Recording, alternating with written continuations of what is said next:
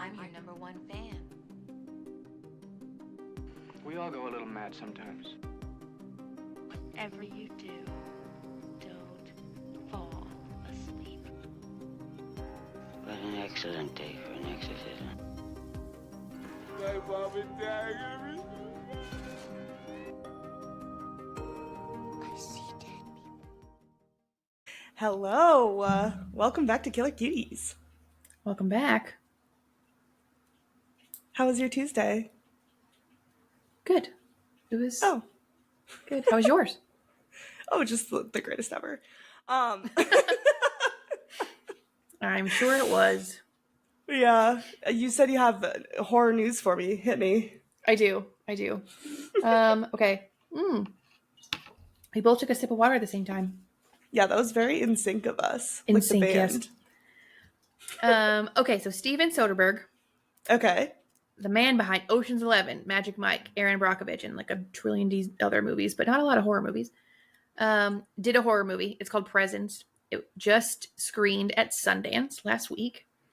It stars Julia Fox, Chris Sullivan, Kalina Leong, and Lucy Liu. I'm sorry, Julia Fox? Julia from Fox. Uncut Gems? Uncut Gems. Josh. All right, I'm in. I don't think he'll be in for very long because it's paranormal. Oh. Okay. Yeah. It's another one of those articles where it was like people are walking out of the theater. Apparently a bunch of people did walk out of the theater. The cast describes the movie as suffocating. Lucy even said that at the screening, she was at the screening and she said that it was absolutely devastating to watch this movie and she couldn't even believe she was in the movie based on the reactions her body was having while watching it. And it's based on a true experience with Steven Soderbergh when his house was haunted. The house that he lived in was haunted. And the cast has even done interviews saying that the set was haunted. And the hotel was haunted, they stated. So, yeah, Kalina said that she was hearing knocks. Her alarms would go off. I know exactly what you're going to say, but... That's crazy. My alarms also go off when I set a timer and then, it's that time. Anyways. Not at the time they were supposed to go off, to be clear. I just think every time I hear, people were walking out, this movie's so scary, everybody was terrified and they had to leave, it's always a flop. Always. Yeah. Every single time, I feel like they do it just to get hype up for the movie. And it's got Lucy Liu in it, so I really hope I'm wrong. I hope it's an absolute banger, but I feel like when I hear that kind of stuff, I just immediately think, it's going to be bad. Yeah. The last movie that I remember hearing that about a lot was Infinity Pool.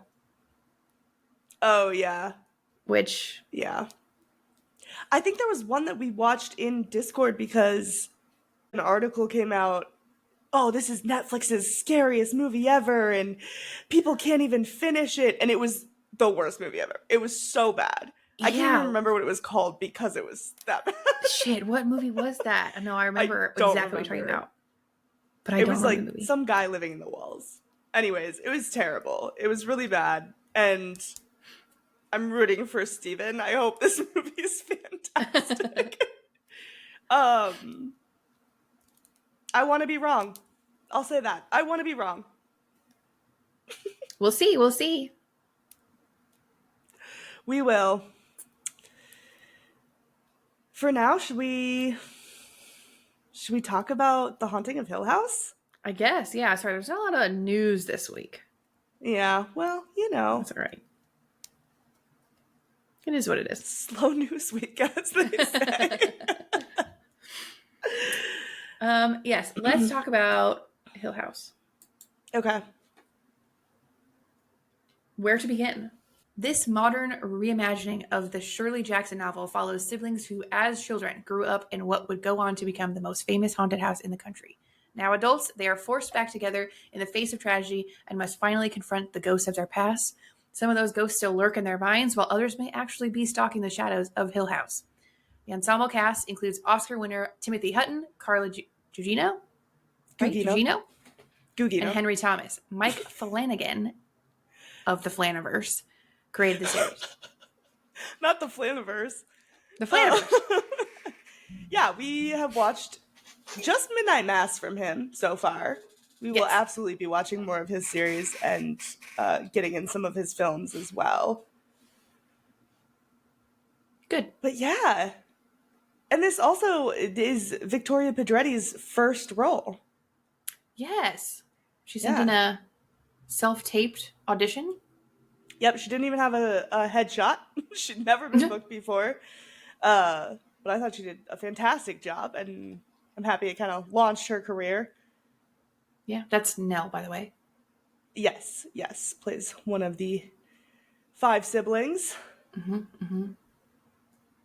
know who else is in this? Mike Flanagan's wife. Oh, yeah, Kate Siegel. She's in everything he does. Yeah. Yeah, I remember her in Midnight. Midnight Mass. Yeah. Which is fine. At least she's talented. She's Yeah. a good actress.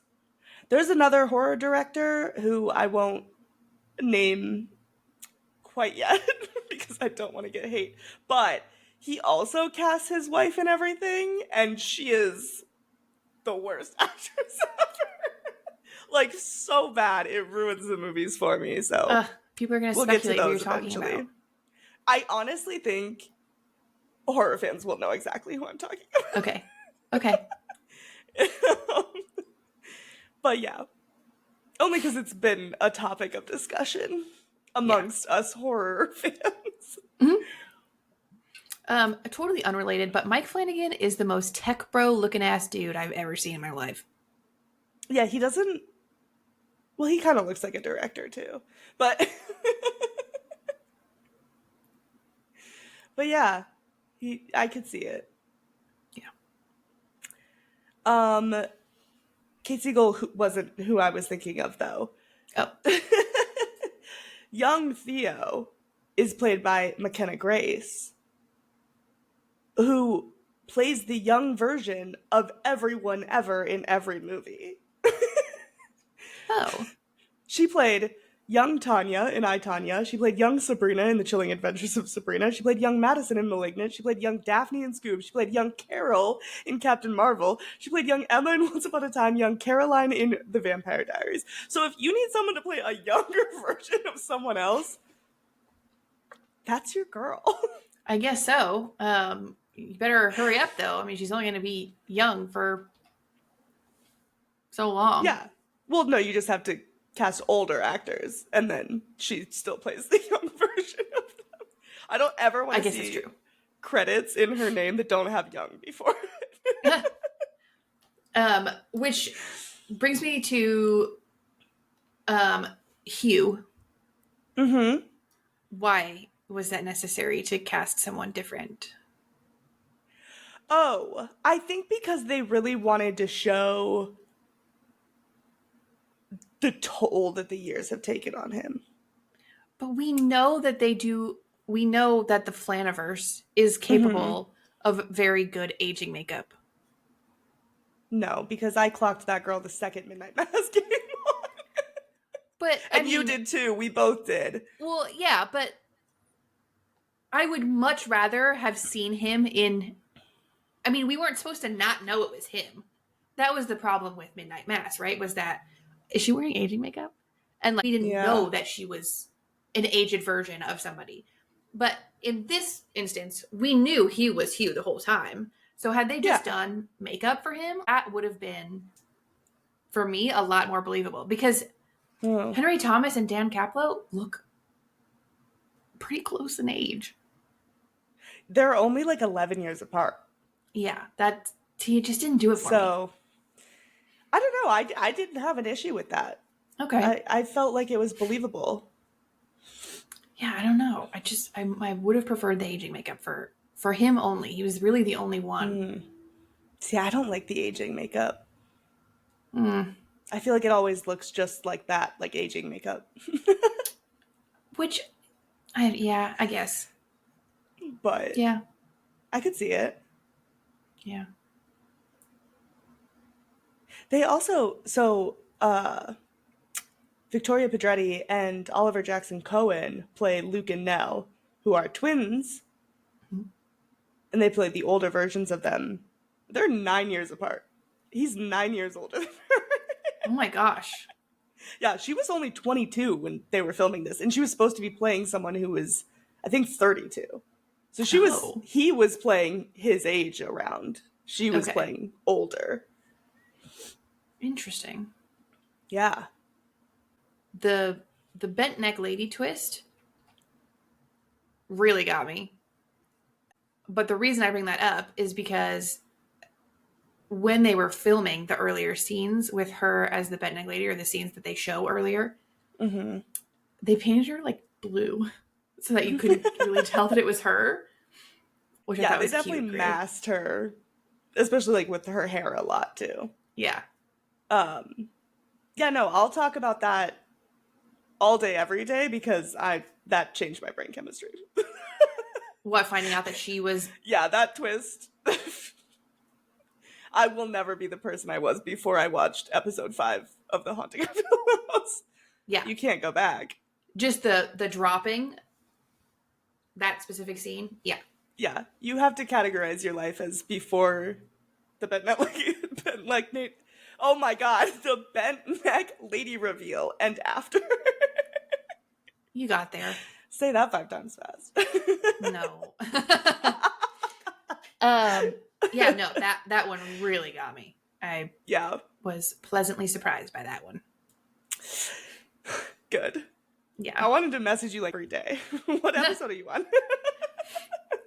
When you did ask me that, I was on the 5-shot episode. Yes, episode 6. Yeah. Which is also a fantastic episode of television. Yes. Very good episode. That, like I said, it was only shot in 5 shots. Which if you watch really closely, there are a lot of errors in it. Mm-hmm. There's a scene where young Hugh steps on a flashlight. Just like little stuff. Yeah. And I guess the directors, Mike Flanagan and I forget who, Daryl Frank, or I don't remember. Either way, they would literally go through and watch the scenes back and decide whether or not they needed to do a retake, and they would literally just Gladiator, thumbs up, thumbs down. The flashlight made the cut. So did I. Think there's a moment where the older Hugh kind of lifts his gaze to the back of the funeral and pauses for a second. Yeah. And it kind of fits with his character because he is a little scatterbrained and takes pauses because he's also, we find out, talking to the ghost of his wife. But in that moment, that wasn't a choice. That was him forgetting his line and looking to Mike Flanagan to get the line so that he could say it. So there are little moments like that, but I think the 3rd shot is the longest. It's a little over 17 minutes long. Crazy. Of just a single shot. They had to shut down production for 6 weeks so they could basically do rehearsals for that episode, which is insane. And I love every second of it. I don't know why shit like that makes me go feral. Like, I cannot get enough of choices like that. Filming chronologically or using practical effects or doing things in one shot is just, I love that side of it. There's another movie that we'll watch that has, I think it's a little over 40 minutes of one shot. It's pretty much the entire last half of the film is just one continuous shot. Yeah. And we'll watch that eventually, but it's so impressive. No, I totally agree. The number of things that could go wrong is just astronomical. I mean, you've got crew, cast, set, so many things could go wrong. And the fact that they were able to pull it off, and not even just in this show, in any show that does, any show, movie, whatever, that does things in one shot is insane. Yeah. Agreed. Yeah. And Mike Flanagan he has said that making the show was the worst and most stressful professional experience of his career. He apparently lost Mike Flanagan. Oh. He apparently lost 40 pounds in the 6 months that they filmed it. Oh my God. Because it was so stressful. And I'm very, very sorry to Mike Flanagan, but worth it. Honestly. Yeah. No, I hate that he didn't have fun because it's such a beautiful production that I'm sorry he didn't have a great time doing it. Thank you for your sacrifice, Mike Flanagan. Yeah, I appreciate it personally. Mm-hmm. Can we talk about Steven Spielberg? If we must. We must. We must. First of all, Henry Thomas is in this movie. Mm-hmm. Had zero idea who he was until after the fact. I was like, oh my God. He's the kid from E.T. And that's only one Steven Spielberg Easter egg. The other Steven Spielberg Easter egg is, well, there's two more. Steven, the oldest brother, was named after Steven Spielberg. And then I guess his production company, Steven Spielberg's production company, had a big hand in the production of the series. So super fun. Little Jurassic Park tie. We'll always get there. Yeah. Yeah, I knew that because in the original novel, Shirley and Steven aren't in it. Mm-hmm. And then Eleanor, Theo, and Luke are characters in it, but they're not related. Yeah, I think they named Shirley after Shirley Jackson because she wrote the book. Yep. And then in the show, the clinic that Luke goes to is called Sanderson Clinic, and that was his last name in the book. So little nods. There's tons. I mean, we could do 8 episodes on this show about how many nods to the original novel and even other adaptations of it there are in it. There's tons. Tons. Theo is reading one of the author's first books in one scene. Oh, The Lottery. Mm-hmm, mm-hmm. Yeah, it's a short story. It's great. Going back for a second to the 5-shot episode. Yes, I love it. What's Mike Flanagan's wife's name? Kate Siegel. Kate Siegel, who plays Elder Theo. Mm-hmm. Not Elder, but you know what I'm saying. During that filming for that episode, had just found out, like, literally days before, that she was pregnant.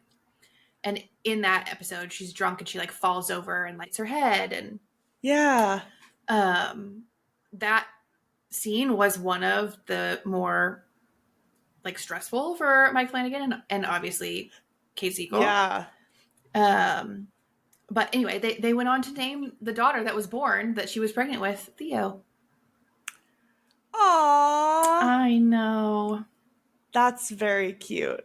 So sweet. I do like that. Yeah. I older Theo, maybe not so much younger Theo. Very good character. Yeah. Was that your favorite of the children?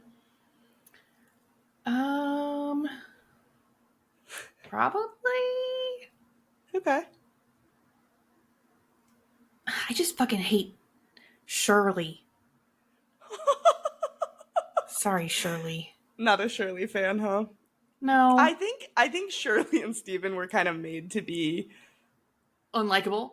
The least likable. Okay. I think Theo obviously is just cool, so everybody likes her. Yeah. And then Nell and Luke, I think people just have so much sympathy for them that it's hard not to like them. So, yeah, I would agree. I think Theo and Nell are my favorites. Yeah. I do like Nell. And Nell's whole arc and the Bentneck Lady thing really ties them all together. I'll never get over it. Yeah. They're supposed to represent the 5 stages of grief, though, the kids. I heard that. And I guess people figured that out before Mike Flanagan even confirmed it. I think so, yeah. Yeah. He probably didn't even mean for that to be. He's like, oh, yeah, you're right. That's actually a great theory. I agree. No, but Steven's denial, Shirley's anger, Theo is bargaining. depression is Luke, and acceptance is Nell.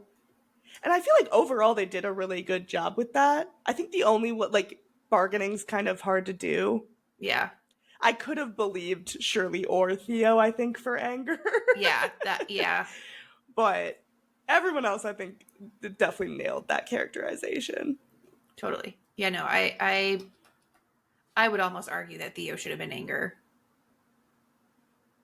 But, whatever. Yeah. I guess I could see it mostly after she touches Nell and she becomes empty and how she's kind of trying to get back. Mm-hmm. I could see how she says, I'm drinking her back to life and stuff like that. So I could see how that era of hers is kind of the example of bargaining that we get. Mm-hmm. But I mean, even in that episode, she says, I'm drinking every time I want to punch something. So That's true. Again, very much exemplifying the anger portion of that. But that's true. I mean, you kind of touched on this a second ago, but the family is very much not the focus of the original story. And the original story, I guess Mike Flanagan wanted to do just a feature-length movie and focus more on the house, but came up with this idea to focus more on the effects of living in a haunted house, like what that would do to you as a child or as an adult, in Hugh's case or Olivia's case. Yeah. But yeah, I thought that was a creative take, and especially to tie it to the 5 stages of grief, if that was actually his idea and not something that we put into his brain after the fact, was really smart. Yeah. And I don't know, there's so many things that I love about this. The fact that the first 5 episodes are you seeing the exact same story, just told 5 different perspectives. Yes. If someone told me that they were going to show me a show like that, I would probably say, I'm good. That sounds really boring. Yeah. And I would be wrong. Last week, before I started watching, Dylan comes up to me, my husband comes up to me and says, hey, I would just really like to watch the next horror movie with you.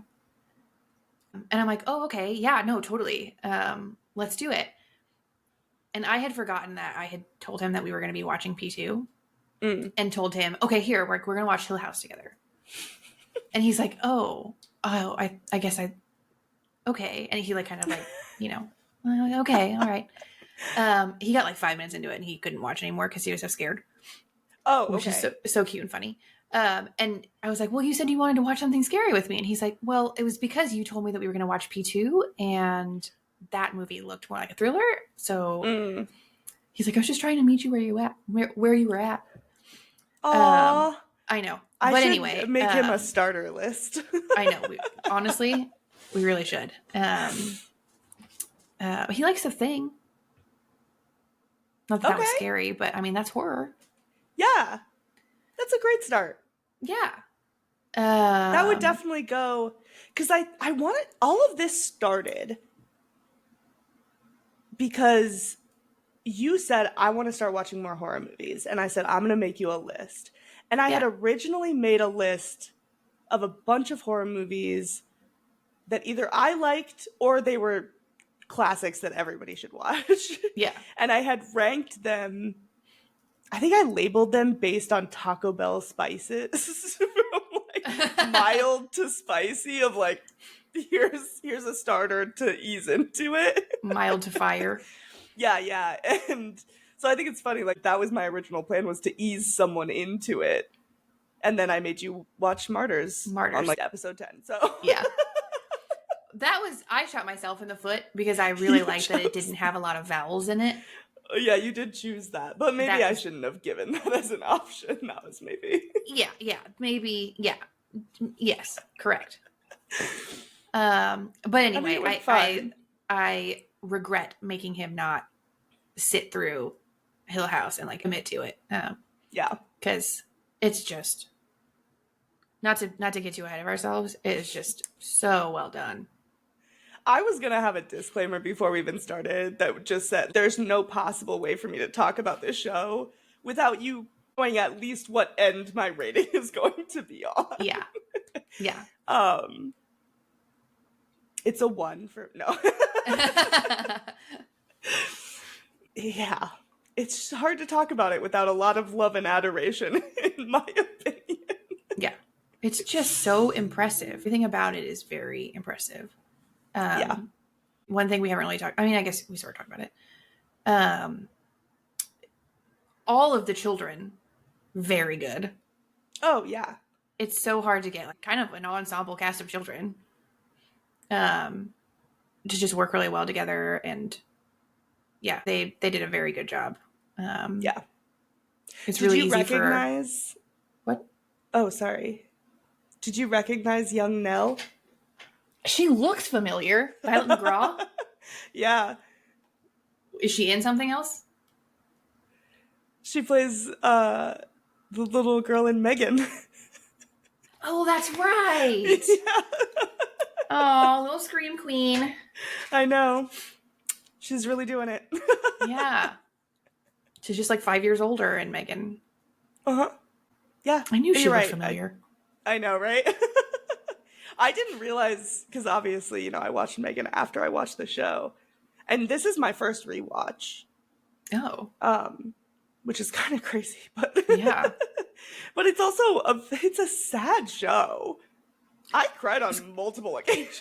So. It is pretty heavy. Yeah. So it's definitely something that I feel like is maybe every year or so I'll watch it. But yeah, there was a lot of that where I was watching and I was kind of, oh, are they in the Flanaverse? Is that why I recognize them? Yeah. And her, I just knew, I knew, I was like, she has been in something else since this. I know she has because she looked so familiar. But I did think it was funny too. Annabeth Gish plays Clara Dudley, who's the housekeeper, super religious in the show. And she's in Midnight Mass as Dr. Gunning, who's pretty much the only person on the island who doesn't go to church. That's right. That's right. And then it took me almost 2 episodes before I realized that Steven's wife was Bev Keane from Midnight Mass. Oh, I recognized her immediately because I hated her so much in Midnight Mass. The blonde hair, and she was so smiley and happy and nice, and I just didn't, I don't know. And then all of a sudden, I think when she opens the door for Luke, when he shows up, and I was just staring at her, I was like, oh my God. Yeah. You put a little red hair on her and she's that bitch. Yeah. So I recognized people throughout the show. I recognized, obviously the doctor, her husband in this show is also it. But the only person whose role I remembered from Midnight Mass is Bev. Yeah. Yeah. I was like, oh my God, I hated her. So it was jarring to see her as a sweet little housewife. Yeah. Yeah. Definitely a more likable character. Much more. Yeah. Oh, but the scene where she deteriorates and like, yeah. Whew. That was a lot. I know. But I kind of, he's like the Ryan Murphy of movies, where if, well, and I guess TV shows too, he just loves working with the same people. I mean, they all do. Yeah, but I feel like it's the most obvious with those two. Some people, it's okay, every couple years they do a movie with the same actor or something like that. This is every single thing they do has almost the same cast. Yeah, that's fair. Which I'm not like we're mad about. They're all very talented. So. Yeah, and to your point, I was trying to place. Oh, is this person also in? Is this character also in Midnight Mass, or which there aren't any? Are there? It's other shows. Well, there are people from other shows as well. I know quite a few of the people in this are in The Fall of the House of Usher or Bly Manor. I don't mean the actors. I mean the characters. Oh, the characters themselves. Yeah. Are there any characters that because there's a few characters that overlap throughout the Flanaverse, right? No. Oh. Not to my knowledge. Oh, I thought there were. No, I think there's nods to his other works. Okay. like we talked about it in Midnight Mass, how the character in one of his other movies is writing Midnight Mass. So you see those characters in that, but I don't think anybody's ever actually played the same character in multiple shows or movies. Okay. Yeah.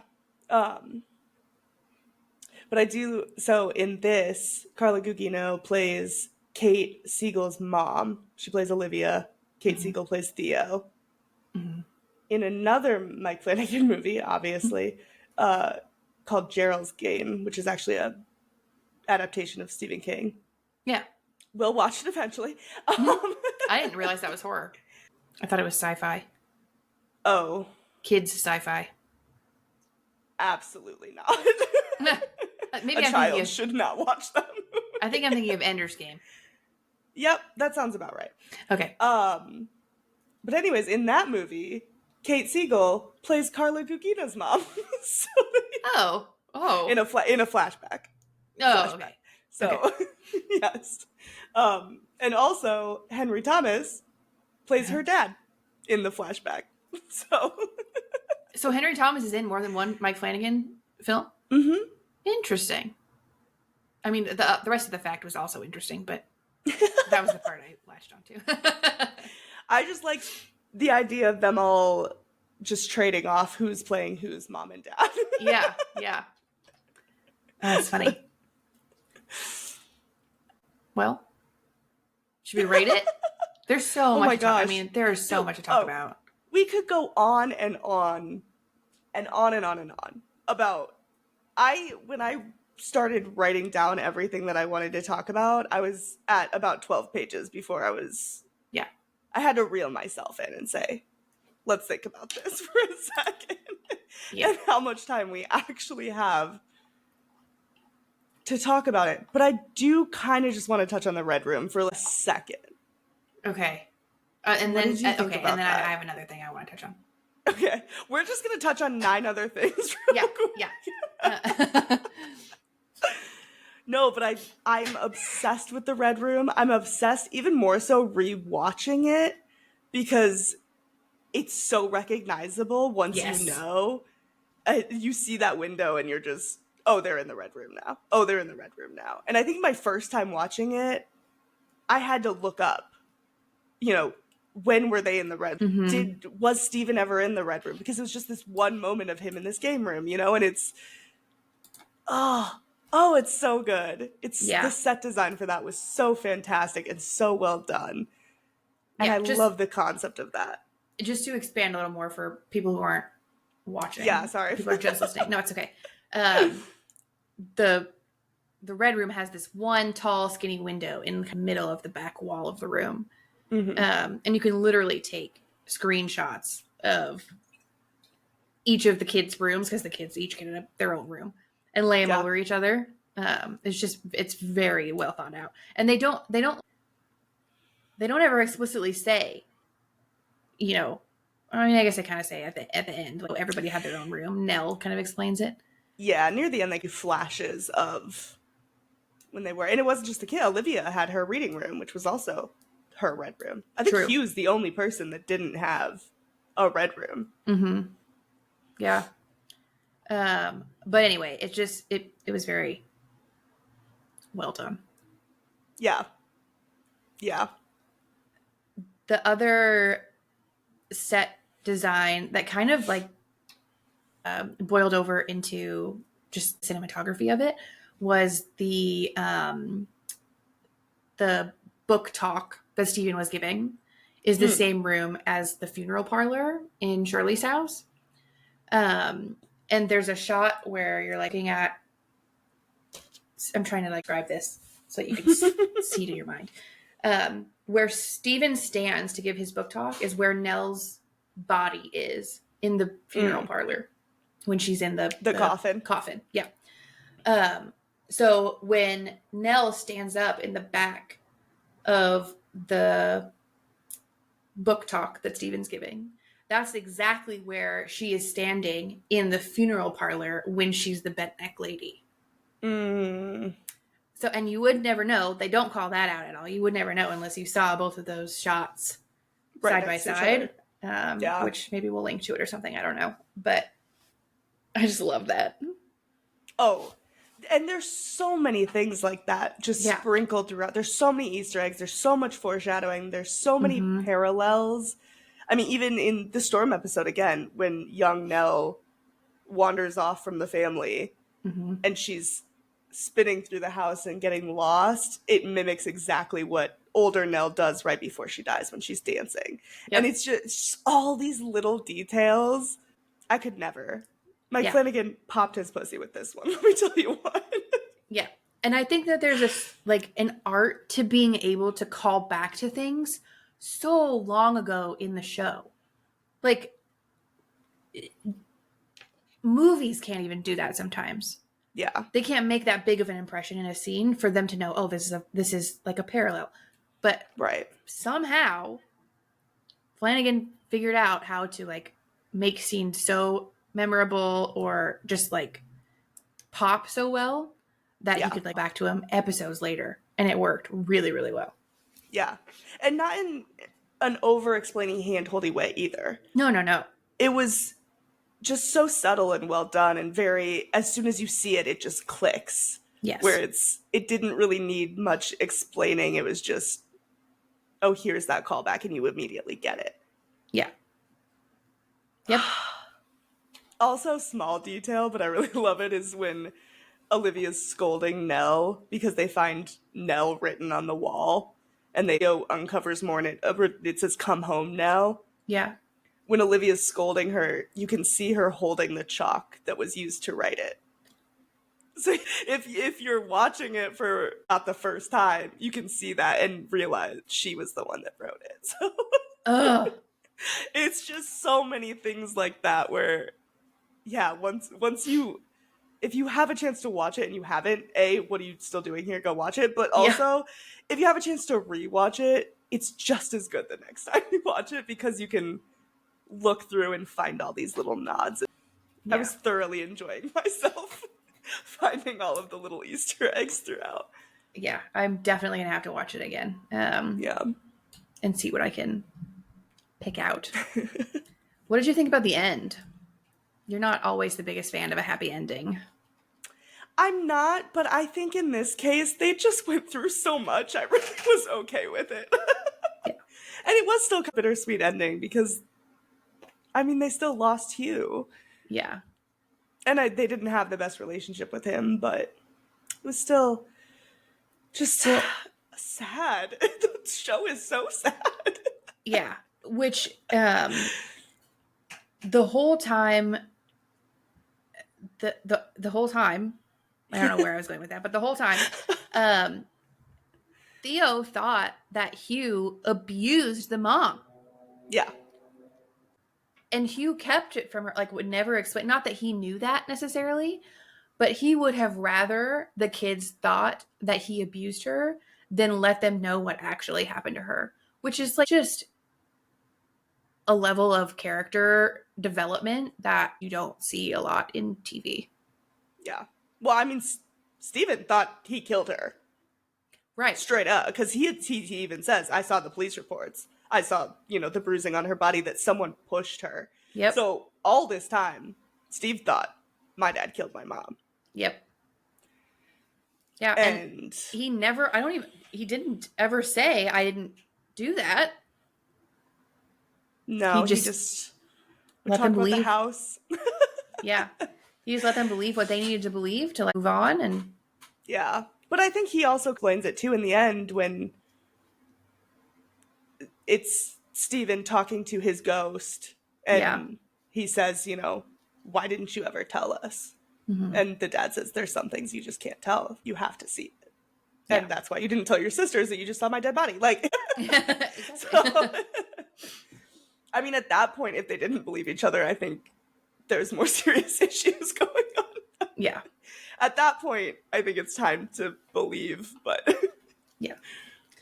No, I only bring up the ending because Mike Flanagan wrote Steven's final monologue first, before he even wrote the pilot. That was the first thing that he wrote.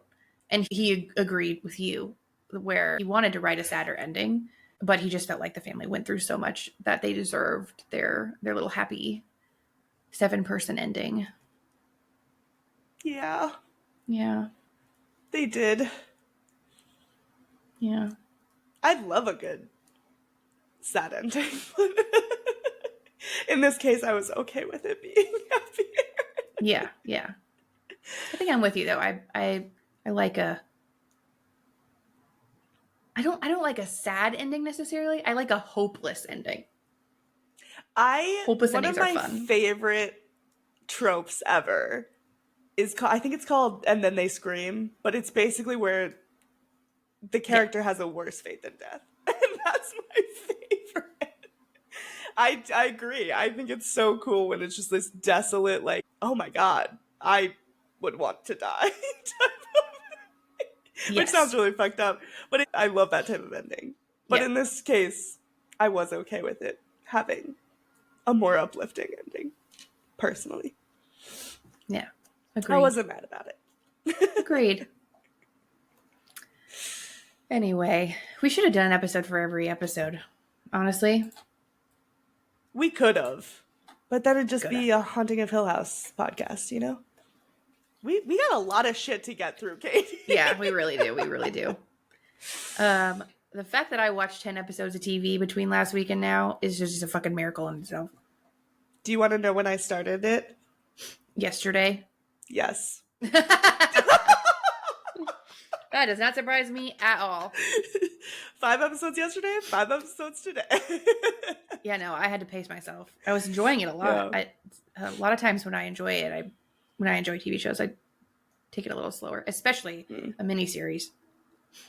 Yeah, that's Maybe fair. that's why I've only watched one episode of that one show you told me to watch. Everybody DM Katie and tell her that she needs to watch Sharp Objects. Yes, Sharp Objects. It's so good. It's just whatever. hard to watch. I watched, you gave me a show. I watched it in like a week. Because it was good. Just kidding. It wasn't good. No, it's just, but that show is like fun, silly, happy, fun, scary time. And the show you gave me is like heart-wrenching, kids are dying, people are... Kind of like this show. It is, this one does have a little bit of a faster pace, but... Yeah. It's still so good though, you have to do it eventually. You can watch something else, but... I saw we'll a discuss list. it. I saw a list of like the top 10 miniseries today. Mm-hmm. Sharp Objects was on it. And Yeah, the only other show that I had watched that was on it was Big Little Lies.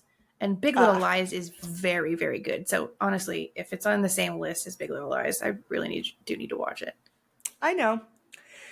Big Little Lies is Anyways. rated higher though. Okay. Should we get into ratings? Are we ready? I guess so, yeah. Okay. How scary did you think it was? Okay. I thought you were going to make me ask you. How scary I think it was. I was actually pretty scared in a lot of the show. I gave it a 3.5. It was pretty fucking scary. It's a little spooky. Yeah. And it's paranormal. Gets me every time. It does get you. Yeah. Yeah. Mm-hmm. Yeah. I think most of the scares were like uncomfortable things, like watching Nell's face figure and watching Bev, but not Bev, rot.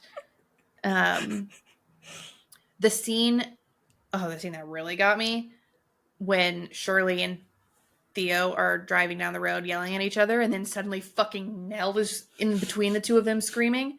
Holy shit, I pissed myself.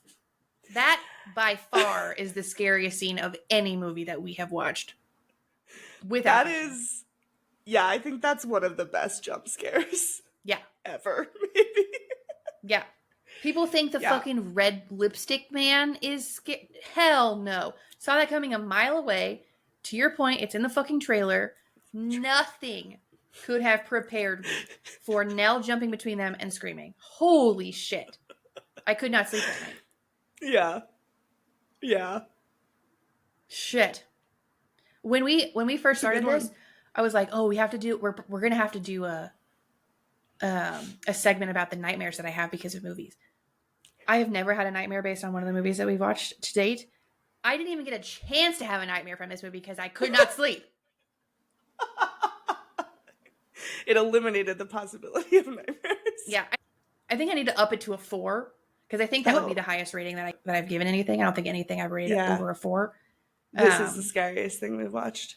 Definitely. And I'll give it a 0.5 specifically. I'll bump it up specifically for that scene because it's the scariest scene of anything I've ever watched. Yeah.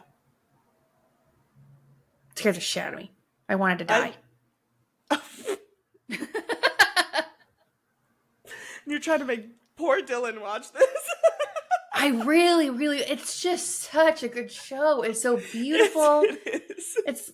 It's so thoughtful. Like, it's worth being scared for. Yeah. Like, so what if he had fucking nightmares watching Heathers. The musical. Heathers? The musical. Not even the movie, the musical? The musical. Heathers. Which I get. I understand. In hindsight, knowing what the nightmare was about, I get it. But like, oh, okay. He's gonna have nightmares. I love the movie Heathers.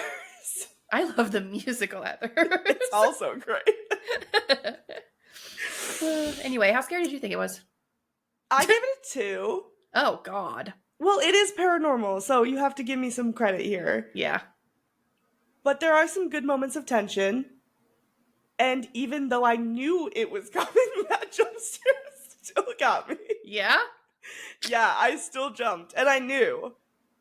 They got in the car, they started talking. I was like, okay, you know what's coming. I looked away for a second, looked back, and was like, holy shit. They don't even leave her there long enough for you to recover either. A lot of times the jump scare is just long enough that you're like, oh, okay, that's what jumped out. They didn't even give you that. No, that jump scare happens and we're all Theo in the bushes crying. Yeah. Yeah. Which, another thing I forgot to touch on. Yeah. One of my biggest complaints with Midnight Mass was that everything was a fucking monologue. Yeah. Why did it all have to be monologues? And maybe I should talk about this later, but whatever. I'm just excited. I'll talk about it now. It did. The farther you got in the show, the more monologues there were. And that was the first monologue when Shirley's on the ground after jumping out of the car. That was the first scene where I was like, okay, we're getting back into the Midnight Mass thing where there's more really, really long blocks of text here. And that was a little draining, but I didn't think that one needed to be that long. Or any of them, really. Anyway, sorry. Okay. Anyway, how scary did you think it was? Not want people to talk. No. Stop talking in the movies. Is that too much to ask? I just want to see things happening. Oh my gosh. I won't tell you which, but I actually have a movie on our list where there's almost no dialogue. Is it WALL-E?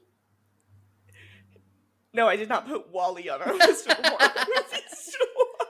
Too bad. That movie's kind of scary. No. But I did enjoy it, and it is on our list.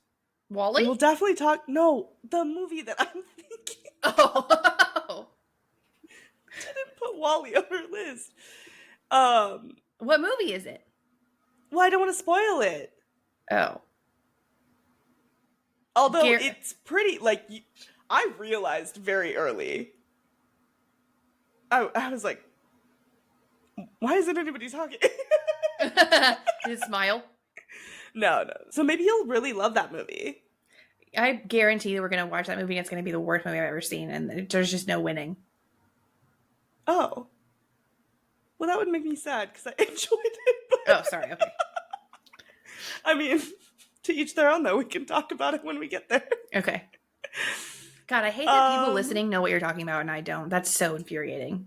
Yeah, it's like I have a little inside joke with everybody listening, but everybody you. but me. Which is backwards. Usually it's just you and me and our little inside jokes and against the world. And then here we are, the world and you against me. As long as I'm always included. Yeah, what the fuck? Okay. I have a feeling I know this one, but how sexy did you think it was? This is gonna surprise you. Oh. I gave it a 1. Oh, whoa! Despite Theo, it was a tone thing. I was just too sad the whole time to feel sexy. Because every time she was sad. sleeping, but like every time she was sleeping with someone, I was like, oh my gosh, she's just doing this so that she can feel something. Like, this show is sad. Rewatch it. You'll be like, this is sad. I cried so many times. It wasn't that I think because I knew what was coming, but I had to check my pills. Maybe I'm close to my period or something, but it was sad. Was it sad the first time you watched it? Yeah. It's a heartbreaking story about a family. You're timing your Hill House rewatches to your cycle? Me and the Flanaverse are synced up. Well,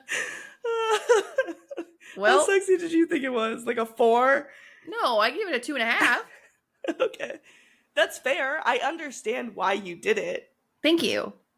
I just couldn't get in the mood. Well, even some of the ghosts were not terrible to look at. Which one? Did you like the bowler hat man? No. Tall, spooky Halloween boy. That's my type. And you still gave it a 1. I know. In a different world, bowler hat man, you and me would be. Oh, that was a fucking scary scene too. Where Hugh is like, Steven, look at me, look at me, look at me. And then here's fucking Clockwork Orange, bitch, in his face. Holy shit, that was so scary. Clockwork Orange, bitch. Right? Yeah. Yeah. Well, I knew nothing really happened there, so the tension was gone. But I remember when I watched this the first time, I was like, this is pretty spooky. Yeah. Also, real quick, they did a lot of practical effects in this. But one of the things that they did that was practical was Bowler Hat Man. They gave him extensions for his arms and magnets to like hold his stuff. And even him floating was a rig that they set up. Oh, that's Isn't kind of that fun. Cool? Yeah, and the kittens, animatronics. Oh, yeah, you could tell that a mile away. Yeah. But a lot of it, like even the cadavers were real, they were dummies with cavities built into them so that they could dig in. But a lot of it. What? A lot of practical effects. Like the cadavers that Shirley's working on. Okay. So when she's like pulling stuff out of them and cutting into them. Yeah. They actually built cavities in the dummy so that she could do that. Got it. Okay. I was there. trying to imagine somebody dying of like being gutted. I just forgot that. Yeah, no. Shirley was like the whole. Yeah, sorry. She's a mortician. Yeah, I forgot about that part. Yeah. No worries. Yeah. Shirley was forgettable, despite being in Twilight. Oh, she was in Twilight. She's Edward's mom. She's the Esme of Renesmee. Yes. Oh my god. I did you not recognize her from that at all. Am I wrong? In my defense. Hold on. Let me make sure I'm not blacked out wrong. a lot of Twilights. Yeah. Let me just make sure I'm not wrong.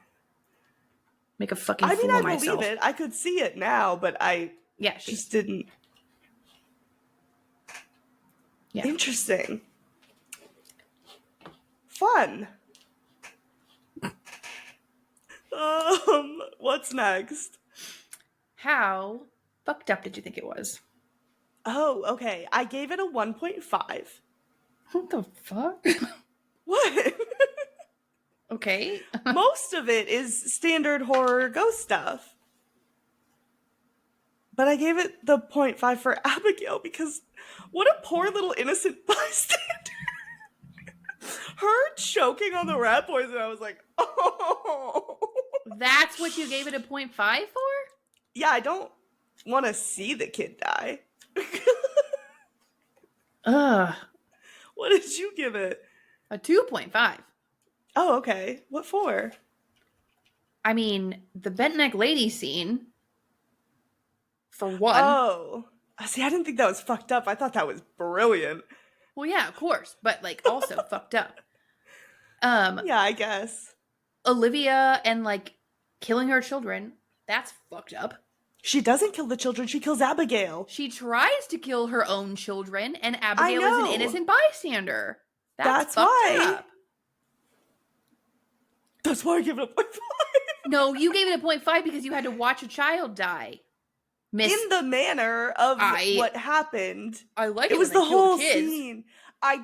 We've been over this. Didn't I just admit I was wrong? What movie did we watch where I was like, maybe we should stop killing kids in movies? I don't remember. Well, I I think you it did was say Winnie that. the Lurks. I was like, okay. Oh, yeah. We're good. We've done it. Let's stop. That was not a necessary way to kill a child. If you have to kill one. Yeah, if it has to be done. Not like that. Yeah. Yeah, no. Anyway. Okay. Anything else? That No. You gave it a... Oh, okay. 2.5. Overall. Okay. What did you think? I gave it a 4.5. Very good show. And I think the 0.5 I'm docking for the same reason I didn't like Midnight Mass, was just there was a few really lengthy scenes, like just talk. Mhm. Just stop talking. Which, like, I have done nothing but talk this entire episode, so maybe you feel my pain. But I talk a lot as well, so yeah, that and the whole like you thing. Oh, okay. That's what. Those are the only two things in the entire show that took me out of the show. Like, Okay. I was just so frustrated with like these long monologues, and the fact that they recast old Hugh when Hugh was old enough. I think that's so interesting because I didn't even really notice the longer Now that you say it, I'm thinking back and I see which ones you're talking about, but it didn't bother me. Maybe because I was just so pissed off about Midnight Mass having so many of them. I was expecting them, and then when they started showing up more often than the first couple times. Yeah. You had Mike Flanagan in your notebook and you were waiting for him to screw up. Yeah. I was waiting for him to show his true colors, which is poetry. I mean, I'm not saying that the monologues weren't good. I just didn't think they were necessary. The monologues in Midnight Mass were not. That was too much. Yes. This one I felt like it was all right. Yeah. I didn't mind it as much. Definitely better than Midnight Mass in terms of everything, really. Yeah. What did you give it? I thought going into this, when I remembered back on my first watch, and I was thinking about doing this episode, I was confident I would be giving it a 4.5. That's what I remembered it being. I remembered it being a great show. Mm-hmm. And I was wrong because it was even better than I remembered, and I gave it a 5 out of 5. Nice. Because honestly, it was almost better rewatch. No, it wasn't. Because you can't really replace finding out about the bent neck lady for the first time in your life. That's crazy. But it is just as good at watching it. And I think that's why it's a 5 for me, because it didn't lose any of that. It was still so good. Still got scared a couple times. Nice. And it was just beautiful. It honestly was very beautiful to watch everything that I knew about it now that I'd seen it and read a lot about it and knew so much about it. So rewatching it, I could really appreciate all of that a lot more. Mm-hmm. And I just think, as far as limited series go, this is up there for me.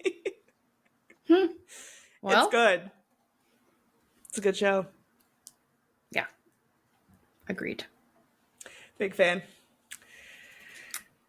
But the real question is, would you survive? No. No, Why not? I would not. Because Okay. I am so susceptible to ghost manipulation. I would be toast.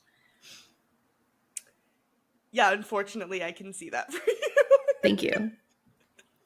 It's my one flaw. Truly. Yeah, no, I'm not. You're dead. a goner. Yeah, I'm jumping off that staircase. Toot sweet. Post haste.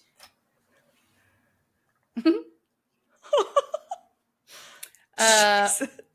What about you? Would you survive a Hill House? So I think this comes down to which character you kind of are, right? Okay. That's how I'm basing my survival. Which character am I most like? Did they survive? And I think I'm surviving because, unfortunately, I'm Steven. Yeah, you really are. if there's three things about me, it's one, I do not believe in ghosts. Yeah. Two, mental illness runs in my family. And three, I'm a sellout, baby. Yep. I'm Steven. You are Steven. I know, and I hate that about I'm working on it, but it's who I am. You're working on not being a sellout? No, not that part. Okay. None of it actually, really. But I'm at least rewatching it. The first time I watched this, I was like, oh, I'm Theo for sure. No, I'm not. I'm a Steven wanting to be a Theo. That's who I am. And Yeah. I'm self-aware enough to know it. So Yeah. thank you for listening to my TED Talk. See, I wasn't really like assigning myself one of the characters of the show. I was just Yeah. like, would I Yourself in survive that situation. Hill House? Yeah. Yeah, I think I would, because again, I'm kind of a skeptic, and it didn't seem to attach to the skeptics as much. Yeah. Well. Yeah. Rip to you, I guess. Yeah. Yeah. Not uncommon that I die and you live. It isn't. Is your thing updated? No, it still says 9 and 11. That's so incorrect. It's crazy. It's the closest we ever were. It's the closest spread. So Yeah. I like it. No, It makes me look less the like closest we ever were was 2 and 2. Oh, well, the closest spread, the spread is just widening from here. Yeah. Do you want to know what we're at right now? Yeah. Yeah. You've died 26 times, which out of 56, It's less Not than bad. half. it's less than half. I've died 17. I'm nailing it. Okay. Yeah. Whew. Well, Yeah. Normally, again, see, this is, again. You picked this. You did this. I did, You I picked did. the movie for next week. I did. You've already seen it. It wasn't even on my radar, and you were like, "We got to talk about this movie." So Yeah. Well, have you seen it? yeah. Oh. Yes. Well, I've seen them all. Okay. ugh. I loved it when we got our suggestion for P2 and you were like, have you seen it? I was like, yeah, obviously. Come on, Kitty. But yeah, next week we're going to be talking about Annihilation, which Yep. stars Natalie Portman and Oscar Isaac, right? Poe Dameron. Yeah, Oscar Isaac. Oh, I was like, I don't know that person. That's the Star Wars reference, but, Mm. Which they're Help me, both Obi-Wan. close. They're That's both. what it is. Well, Is that like another Luke, I am your father, that they don't actually say that? no. They They say, help she does me, say, Obi-Wan. Help me, Obi-Wan Kenobi, you're my only hope. Yeah, you're right. Yeah. But Help me, like, Obi-Wan. You're my last hope. only hope. Only Obi-Wan hope. Kenobi. Okay, start over. Help me, Obi-Wan. Obi-Wan Kenobi. You're my only hope. Actually, it might be our only hope. Either way, we're not here to talk about Star Wars. But Thank I'm going to talk God. about Star Wars for a second. They're both in Star Wars. Oh my That's all. God.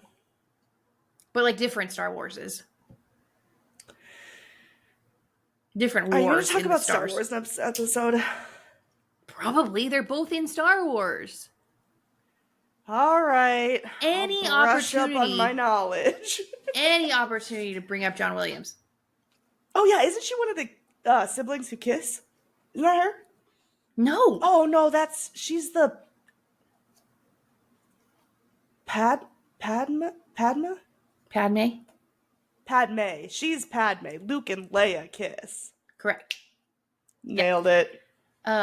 Natalie Portman had a body double in the movie, like not like a body double in production, like a body double in the movie. I know, and it was Keira Knightley. Keira Knightley. I know everything about Star Wars, Katie. It's so weird. You've never even seen them. Don't need to. I think you should. I don't. I'll end it there. You made me watch 56 horror movies, and you can't even watch one Star Wars movie? I have watched one Star Wars movie. Which one? Oh, that's right. Solo. Yikes. And it was not good, so I will not be watching the rest. I'm so sorry. That movie was not Also, good, and you didn't get it.